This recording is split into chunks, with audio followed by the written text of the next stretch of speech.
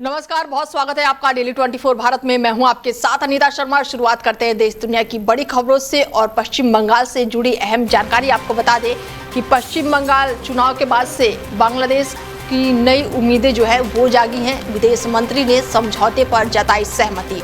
2011 के अधूरे समझौते पर फिर से चर्चा होगी। बांग्लादेश ने खुद को परियोजना जो है वो शुरू कर दी है और दोनों देशों के रिश्तों में सकारात्मक संकेत मिल रहे हैं। पश्चिम बंगाल चुनाव के बाद से भारत और बांग्लादेश संबंधों को लेकर नई उम्मीदें सामने आई है। बांग्लादेश ने खास तौर पर लंबे समय से अटके तीस्ता जल समझौते पर फिर से प्रगति की संभावना जताई है। ढाका में पत्रकारों से बातचीत के दौरान बांग्लादेश के विदेश मंत्री खलीलुर रहमान ने कहा है कि वर्तमान परिस्थितियों में इस मुद्दे पर दोबारा विचार किया जा सकता है। उन्होंने ये भी स्पष्ट किया है कि पश्चिम बंगाल में नई सरकार के रुख पर बहुत कुछ निर्भर करेगा। साल 2011 में भारत और बांग्लादेश के बीच तिस्ता जल बंटवारे पर सहमति बनी थी, लेकिन अंतिम हस्ताक्षर नहीं हो पाया था और उस समय राज्य स्तर पर विरोध के कारण ये समझौता ठंडे बस्ते में चला गया था। और इस देरी के बीच बांग्लादेश ने तीस्ता नदी के प्रबंधन और बहाली के लिए अपनी परियोजना शुरू कर दी। साथ ही उसने चीन से भी सहयोग की मांग की। बांग्लादेश के नेताओं का मानना है कि हालिया राजनीतिक बदलाव में द्विपक्षीय संबंधों में सुधार हो सकता है और लंबे समय से लंबित मुद्दों पर समाधान निकालने की उम्मीद बढ़ी है। नोएडा के सेक्टर 53 स्थित कंचनजंगा अपार्टमेंट में एक शर्मनाक घटना सामने आई है, जहां एक कार सवार महिला ने बुजुर्ग सुरक्षा कर्मी को धक्का दे दिया और इस घटना का सीसीटीवी वीडियो सोशल मीडिया पर तेजी से वायरल हो रहा है, जिसके बाद से लोगों में नाराजगी देखने को मिल रही है। बताया जा रहा है कि अपार्टमेंट परिसर में किसी बात को लेकर महिला और सुरक्षा कर्मी के बीच कहासुनी हुई और इसी दौरान महिला ने गुस्से में आकर बुजुर्ग गार्ड को जोर से धक्का दे दिया, जिससे वो संतुलन खोकर जमीन पर गिर पड़े। वायरल वीडियो में साफ देखा जा सकता है कि धक्का लगने के बाद से बुजुर्ग सुरक्षा कर्मी नीचे गिर जाता है, जबकि आसपास मौजूदा लोग मौके पर पहुंचकर स्थिति संभालने की कोशिश करते हुए नजर आते हैं। घटना के बाद से अपार्टमेंट के लोगों में भारी नाराजगी है और महिला के व्यवहार की आलोचना की जा रही है। ये मामला थाना सेक्टर 24 क्षेत्र का बताया जा रहा है। घटना की जानकारी मिलने के बाद से पुलिस पूरे मामले की जांच में जुटी हुई है और वायरल सीसीटीवी फुटेज के आधार पर कार्रवाई की बात कही जा रही है। फिलहाल पुलिस ये पता लगाने की कोशिश कर रही है कि विवाद किस बात को लेकर हुआ था और घटना के दौरान परिस्थितियां क्या थी। गौतम बुद्ध नगर में संभावित बाढ़ को लेकर प्रशासन पूरी तरह से अलर्ट मोड पर है। जिले में मानसून से पहले तैयारियों को लेकर जिलाधिकारी की अध्यक्षता में बाढ़ समिति की अहम बैठक आयोजित की गई, जिसमें सभी संबंधित विभागों के अधिकारियों की जरूरी दिशा निर्देश भी दिए गए। बैठक के दौरान यमुना नदी से प्रभावित होने वाले संभावित गांवों और संवेदनशील क्षेत्रों की विस्तार से समीक्षा की गई।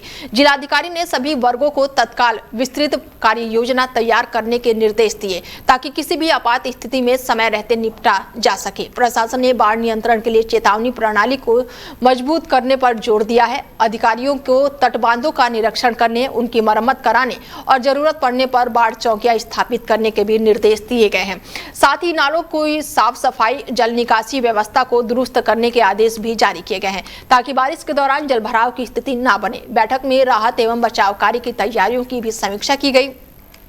प्रशासन ने स्पष्ट किया है कि बाढ़ प्रभावित लोगों के लिए सुरक्षित स्थान पहले से ही चिन्हित किए जाएंगे और राहत सामग्री की पर्याप्त व्यवस्था सुनिश्चित की जाएगी। इसके अलावा डूब क्षेत्र में स्थित गौशालाओं की मैपिंग करने की अस्थायी गौशालाएं चिन्हित करने के निर्देश भी दिए गए हैं, ताकि पशुओं को सुरक्षित जगहों पर पहुंचाया जा सके। स्वास्थ्य विभाग की मेडिकल टीम, एम्बुलेंस और जरूरी दवाओं की पर्याप्त उपलब्धता बनाए रखने को भी कहा गया है।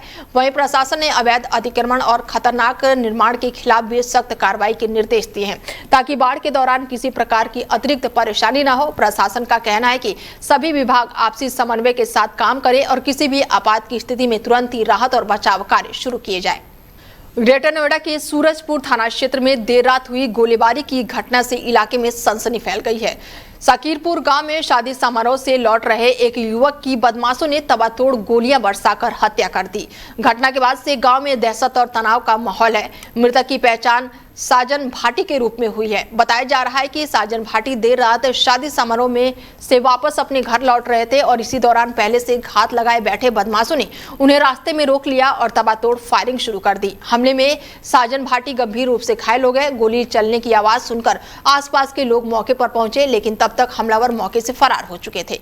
घायल युवक को तुरंत अस्पताल ले जाने की कोशिश की गई, लेकिन उसकी मौत हो गई। शुरुआती जांच में सामने आया कि घर के बाहर कूड़ा फेंकने को लेकर पुराना विवाद चल रहा था और इसी रंजिश में हत्या की वारदात को अंजाम दिया गया। पुलिस इस एंगल से भी जांच कर रही है कि घटना में कितने लोग शामिल थे और क्या हत्या की पहले से पूरी योजना बनाई गई थी। घटना की सूचना मिलते ही पुलिस मौके पर पहुंची है और पूरे क्षेत्र को घेराबंदी करके जांच शुरू कर दी है।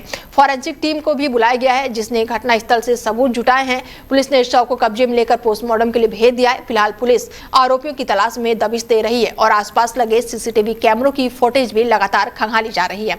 अधिकारियों का कहना है कि जल्द ही आरोपियों को गिरफ्तार करके मामले का खुलासा किया जाएगा। ग्रेटर नोएडा में चर्चित साकिरपुर हत्याकांड में पुलिस को बड़ी सफलता मिली है। थाना सूरजपुर पुलिस ने मुठभेड़ के बाद हत्या के आरोपी को फिलहाल गिरफ्तार कर लिया है। पुलिस कार्रवाई में आरोपी गोली लगने से घायल हो गया, जबकि उसका एक साथी मौके से फरार हो गया। बताया जा रहा है कि साकिरपुर गांव में नाली के कचरे को जलाने को लेकर हुए विवाद में 25 साल के साजन भाटी की गोली मारकर हत्या कर दी गई और घटना के बाद से पुलिस लगातार आरोपियों की तलाश में जुटी हुई थी। थाना सूरजपुर पुलिस ने लगातार चेकिंग अभियान चलाया और इस दौरान पुलिस ने एक संदिग्ध i20 कार को रुकने का इशारा किया, लेकिन कार सवार आरोपी पुलिस को देखकर भागने लगे। पुलिस टीम ने पीछा किया तो आरोपी कार छोड़कर जंगल के रास्ते भाग निकले। पुलिस के मुताबिक खुद को घिरता देकर आरोपी ने पुलिस टीम पर ही फायरिंग शुरू कर दी। जवाबी कार्रवाई में आरोपी मंगेश उर्फ टिल्लू के पैर में गोली लग गई, जिससे वो घायल हो गया। पुलिस ने उसे मौके पर ही दबोच लिया। पुलिस ने आरोपी के कब्जे से एक अवैध पिस्टल, कारतूस भी बरामद की है और कार भी जब्त कर ली है। वहीं उसका एक साथी अंधेरे का फायदा उठाकर मौके से फरार हो गया। उसकी तलाश में पुलिस ने कॉम्बिंग कर रही है और घायल आरोपी को इलाज के लिए अस्पताल में भर्ती कराया गया है। पुलिस अब उसे पूछताछ करके हत्या की पूरी साजिश और फरार आरोपी के बारे में जानकारी जुटाने में लगी हुई है। पुलिस अधिकारियों का कहना है कि फरार आरोपी को भी जल्दी गिरफ्तार कर लिया जाएगा और मामले में आगे की कार्रवाई लगातार जारी है। थाना सूरजपुर अंतर्गत साकीपुर गांव में बीती रात लगभग 12:30 बजे साजन भाटी अपने एक दोस्त की शादी के बाद अपने घर लौट रहे थे। लौटते ही उनके पड़ोसी टिल्लू भाटी उर्फ मंगेश के द्वारा अपने साथ मौजूद अन्य लोगों के ललकारने पर फायरिंग की गई। गोली साजन भाटी को लगी और तत्काल उनके परिजनों द्वारा उनको उपचार के लिए कैलाश हॉस्पिटल ले जाया गया, जहां डॉक्टरों द्वारा उन्हें मृत घोषित किया गया। ज्ञात हुआ कि एक दिन पूर्व दोनों पक्षों के बीच में नाली के कूड़े को जलाने को लेकर कुछ कहासुनी हुई थी। इस घटना में अभियोग तत्काल तहरीर के आधार पर पंजीकृत किया गया और अभियुक्तों की गिरफ्तारी के लिए टीमें लगातार काम कर रही थी। एक टीम मुजरवियर गोल चक्कर के पास रेलवे लाइन किनारे रास्ते पर काम कर रही थी। इसी दौरान एक संदिग्ध i20 गाड़ी दिखाई दी, जिसको तलाशी के लिए रोकने पर गाड़ी में मौजूद व्यक्ति द्वारा पुलिस को लक्ष्य करके फायरिंग की गई। आत्मरक्षार्थ पुलिस द्वारा की गई फायरिंग में गोली बदमाश के दोनों पैरों में लगी। मौके पर बदमाश को काबू में लेते हुए उसकी निशानदेही पर एक 32 बोर पिस्टल, 2 जिंदा कारतूस, 2 खोखा कारतूस और घटना में प्रयुक्त एक i20 गाड़ी बरामद की गई। तत्काल अभियुक्त को उपचार के लिए अस्पताल भेजा गया। एक अन्य अभियुक्त मौके से भागने में सफल रहा, जिसकी तलाश और कामिंग की जा रही है। अन्य अभियुक्तों की गिरफ्तारी के लिए भी टीमें काम कर।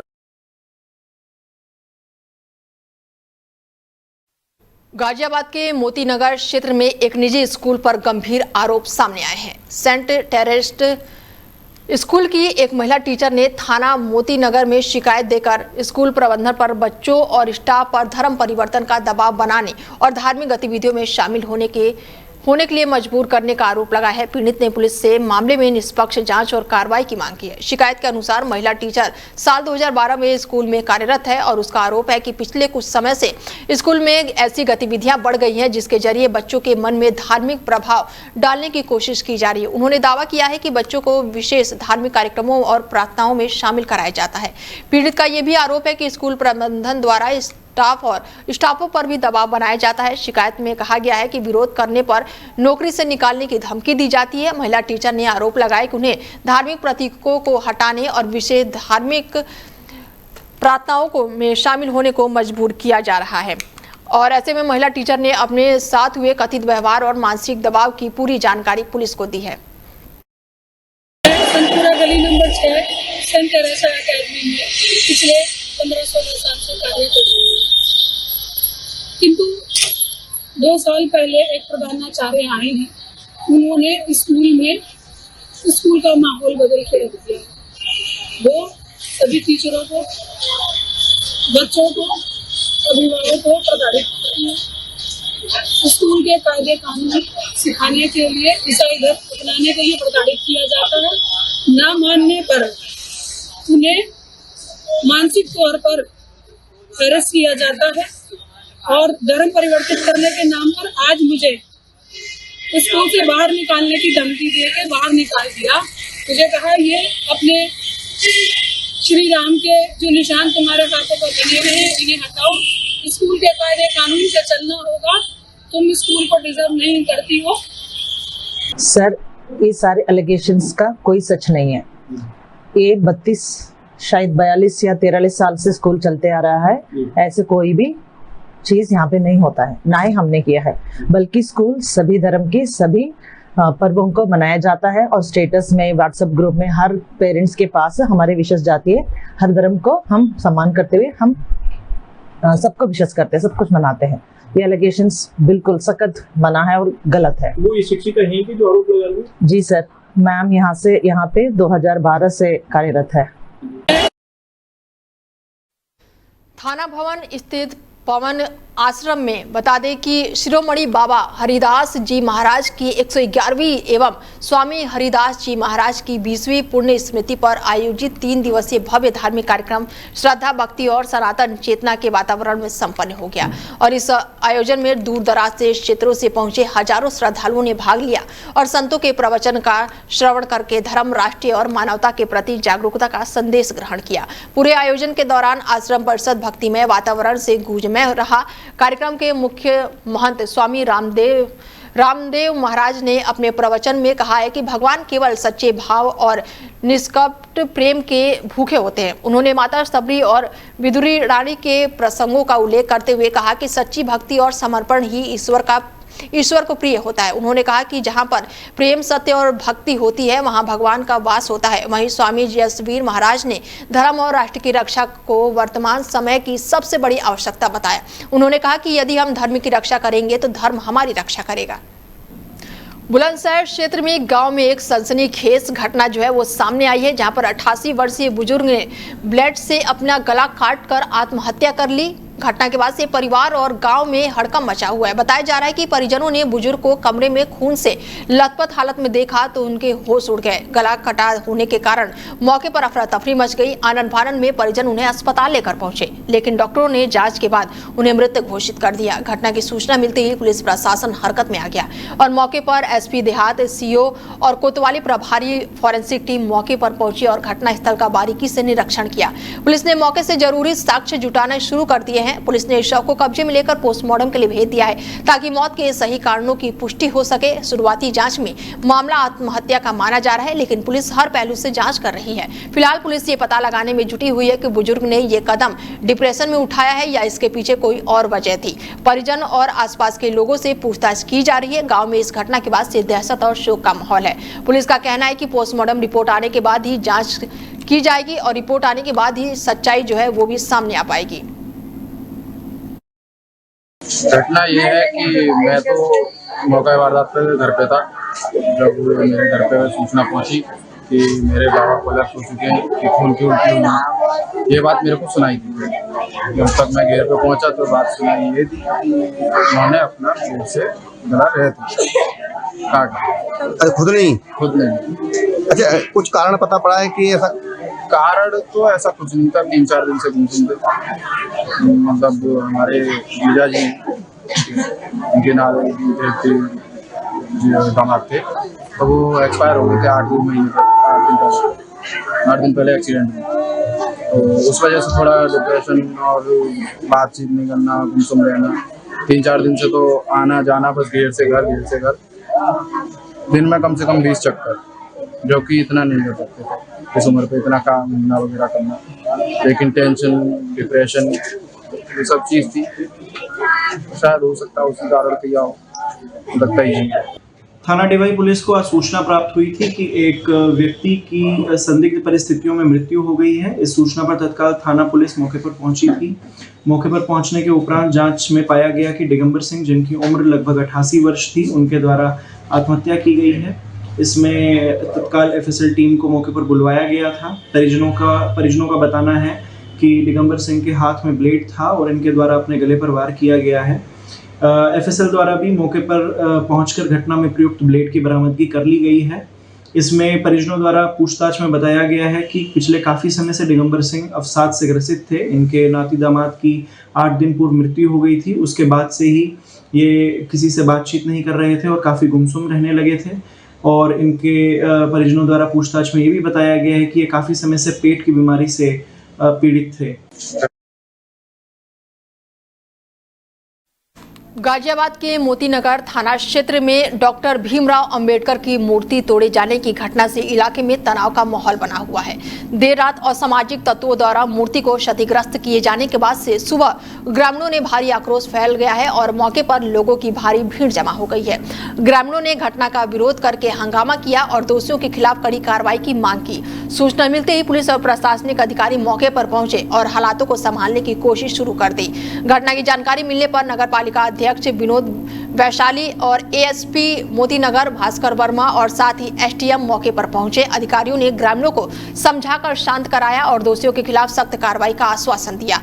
एसडीएम अजीत कुमार सिंह ने बताया कि सूचना मिलते ही प्रशासनिक टीम तुरंत मौके पर पहुंची और नई मूर्ति मंगवाकर उसे स्थापित करने की प्रक्रिया शुरू कर दी गई है। उन्होंने कहा कि इस घटना के बाद से जो भी लोग शामिल पाए जाएंगे उनके खिलाफ कठोर कार्रवाई की जाएगी। वहीं नगर पालिका अध्यक्ष ने कहा है कि बाबा साहेब पूरे समाज में हैं और उनकी प्रतिमा का अपमान किसी भी सूरत में बर्दाश्त नहीं किया जाएगा। उन्होंने कहा कि गांव में नई और भव्य मूर्ति स्थापित की जा रही है और दोषियों को जल्दी गिरफ्तार किया जाएगा। किसान नेता बबली गुर्जर ने भी मौके पर पहुंचकर प्रशासन को तत्काल कार्रवाई की सराहना की और अधिकारियों का आभार जताया। फिलहाल गांव में पुलिस बल तैनात किया गया है और माहौल को शांत बनाए रखने की कोशिश की जा रही है। पुलिस पूरे मामले की जांच में जुटी है। किसी क्या बोलते हैं सरफिरा कह लो, बेईमान कह लो या साजिशकर्ता कह लो, लोगों द्वारा शरारती तत्वों द्वारा मूर्ति खंडित कर दी गई बाबा साहब की, जो कि धर्मशाला के अंदर थी। उस मूर्ति को पुनः वहां स्थापित किया जा रहा है। मूर्ति आ चुकी है, चौतरा बना के भव्य मूर्ति लगाई जाएगी। साथ ही साथ हमने प्रशासन ने हमसे एप्लीकेशन ले ली है और 7 दिन के अंदर उसका इलाज कर दिया जाएगा। जिसमें क्या है, क्योंकि सबको पता है सरकार किसकी है और बाबा साहब के लिए तो सब ये खड़े, बबली भाई खड़े, अवनीश भाई खड़े, ये सारे खड़े, संजय भाई खड़े, सभी खड़े। बाबा साहब तो सबके लिए सर्व करिए। देखिए, सबसे पहले तो जिसने भी ये काम करा है हम उसकी घोर निंदा करते हैं। बाबा साहब की मूर्ति को, स्टैचू को जो यहाँ स्थापित थी उसको तोड़ा गया है। लेकिन निसंकोच मैं आपसे कहना चाहता हूँ कि ये किसी ऐसे शरारती तत्व का काम है जो यहाँ का माहौल खराब करना चाहता है, आपस का भाईचारा खराब करना चाहता है। लेकिन यहाँ सब लोगों का आपसी भाईचारा कायम था, कायम है, कायम रहेगा। चेयरमैन साहब आ गए, पूरा प्रशासन आ गया, तमाम लोग, हमारे प्रधान जी, गांव के सभी संभ्रांत लोग यहाँ हैं। मूर्ति मंगा दी गई है। दूसरी, उसकी स्थापना अभी नगर पालिका के द्वारा यहाँ कराई जा रही है। विधानसभा अध्यक्ष हुए आज मोदरे विधानसभा में गांव पड़ता सीकरी कला में परसों रात जो बाबा साहब की मूर्ति तोड़ने का काम करा मनमाड़ी लोगों ने। ये गांव के लोगों को कल पता लगी, हमसे खबर आई, हम तुरंत तत्काल सुबह पहुंचने का काम करा। प्रशासन के लोग यहाँ पर खड़े हैं, तमाम लोग यहाँ गाँव के लिए। हमारी मांग ये थी, जिसने मूर्ति तोड़ी है उसे तत्काल गिरफ्तार करा जाए, उसे जेल भेजने का काम करे। इस जैसी सूचना प्राप्त थी, सभी लोग मौके पर पहुंचे। एसीपी साहब, तहसीलदार साहब, एसएचओ साहब और तत्काल जो है मौके का निरीक्षण किया गया तो मूर्ति क्षतिग्रस्त पाई गई। तो यहाँ के आप लोगों से जो भी थे क्षेत्रीयवासी लोग सबसे बात करके समाधान किया गया और मूर्ति आ गई है। मूर्ति की पुनः स्थापना की जा रही है, कोई दिक्कत नहीं है, सभी किसी सामान्य है। किसी सब नगर पंचायत की बोर्ड बैठक में गृहकर व्यवस्था को लेकर जमकर हंगामा काटा गया और तीखी बहस भी देखने को मिली। बैठक के दौरान कई सभासद आमने सामने आ गए, जिससे माहौल काफी गर्म हो गया।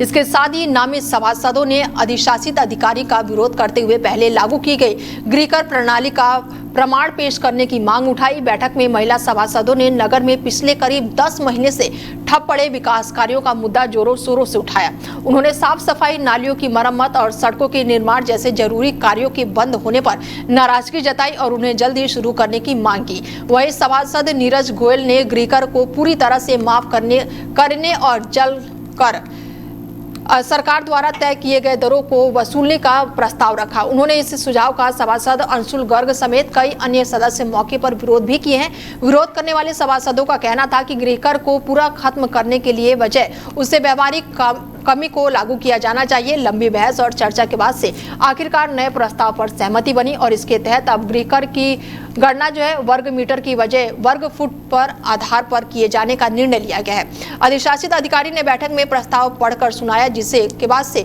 उसे पारित करने की प्रक्रिया शुरू की गई। बैठक में यह भी तय हुआ कि वित्तीय साल 2025 और 26 का गृहकर संशोधित दरों पर ही लिया जाएगा। जिन लोगों ने पहले ही कर जमा कर दिया है उसकी राशि को अगले वित्तीय वर्ष में समायोजित किया जाएगा। साथ ही ये भी निर्णय लिया गया है कि प्रस्ताव को अगले दिन समाचार पत्रों में प्रकाशित किया जाएगा और आम जनता को 15 दिनों तक के लिए आपत्तियां दर्ज कराने का अवसर दिया जाएगा।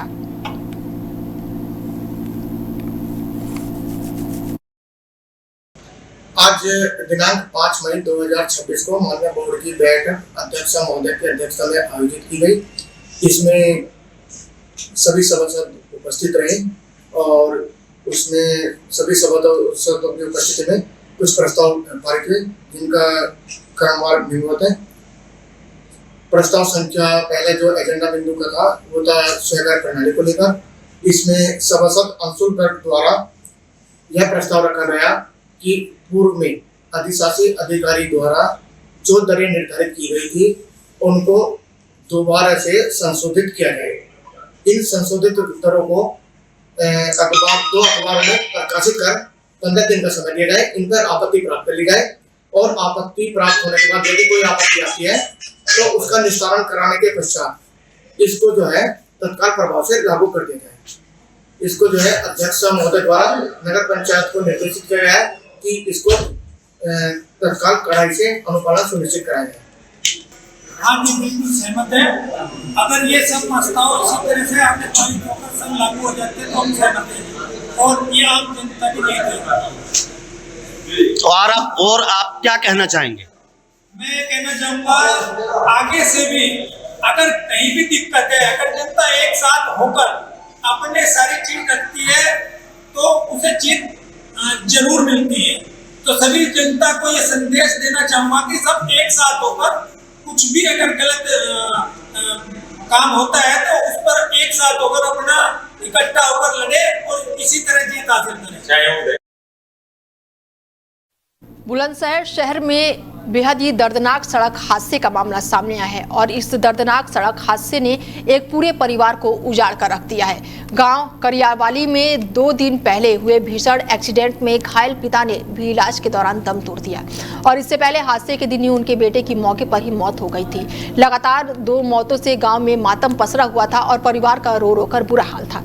जानकारी के मुताबिक 32 साल के रवि अपने बेटे के साथ मोटरसाइकिल से गाँव से घर लौट रहे थे और जैसे ही वो शिकारपुर रोड पर गांव के पास पहुंचे तभी तेज रफ्तार से आ रही स्कॉर्पियो ने उनकी बाइक को जोरदार टक्कर मार दी। हादसा इतना भीषण था कि मोटरसाइकिल के परखच्चे उड़ गए और टक्कर लगते ही मासूम बेटे की मौके पर ही दर्दनाक मौत हो गई, जबकि पिता गंभीर रूप से घायल हो गया। उन्हें तुरंत अस्पताल में भर्ती कराया गया, जहां पिछले 2 दिनों से उनका इलाज चल रहा था। परिजनों को उम्मीद थी कि शायद उनकी जान बच जाए, लेकिन इलाज के दौरान उन्होंने भी दम तोड़ दिया। हादसे के बाद से गुस्साए परिजनों और ग्रामीणों ने बेटे के शव को सड़क पर रखकर जाम लगा दिया। ग्रामीणों की मांग है कि आरोपी स्कॉर्पियो चालक को तुरंत गिरफ्तार किया जाए। करीब 4 घंटे तक चले हंगामे के बाद से सीओ और कोतवाली प्रभारी पर मौके पर पहुंचे और कार्रवाई का आश्वासन देकर लोगों को शांत कराया। और अब पिता की मौत के बाद से गांव में शोक और गुस्सा दोनों बढ़ गया है।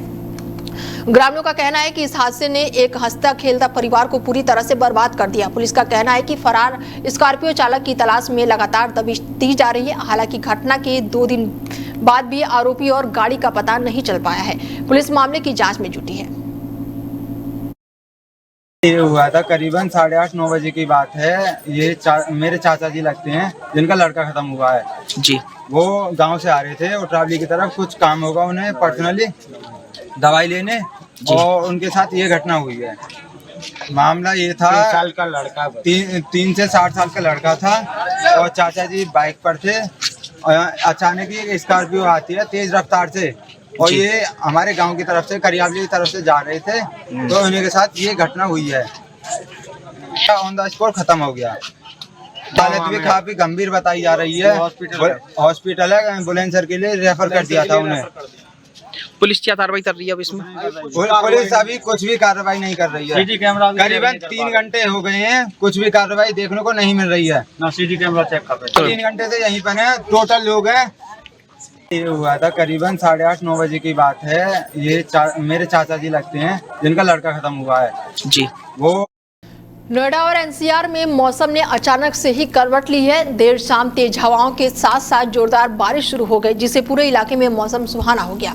बारिश के चलते लोगों को गर्मी से राहत मिली है, लेकिन सड़क पर निकलने वालों को भारी परेशानियों का सामना करना पड़ रहा है। भारतीय मौसम विभाग यानी कि IMD ने पहले ही नोएडा एनसीआर में बारिश और तेज हवाओं को लेकर चेतावनी जारी की थी। मौसम विभाग की भविष्यवाणी बिल्कुल सही साबित हुई और देर शाम अचानक मौसम बदल गया। तेज हवाओं के साथ शुरू हुई बारिश ने कई इलाकों में यातायात की रफ्तार धीमी कर दी। नोएडा की सड़कों पर बड़ी संख्या में राहगीर बारिश में भीगते नजर आए। ऑफिस से घर लौट रहे लोगों को जाम और जलभराव जैसी समस्याओं का सामना करना पड़ा। कई जगहों पर वाहन रेंगते हुए दिखाई दिए, जबकि दोपहिया वाहन चालकों को सबसे ज्यादा दिक्कतें हुई।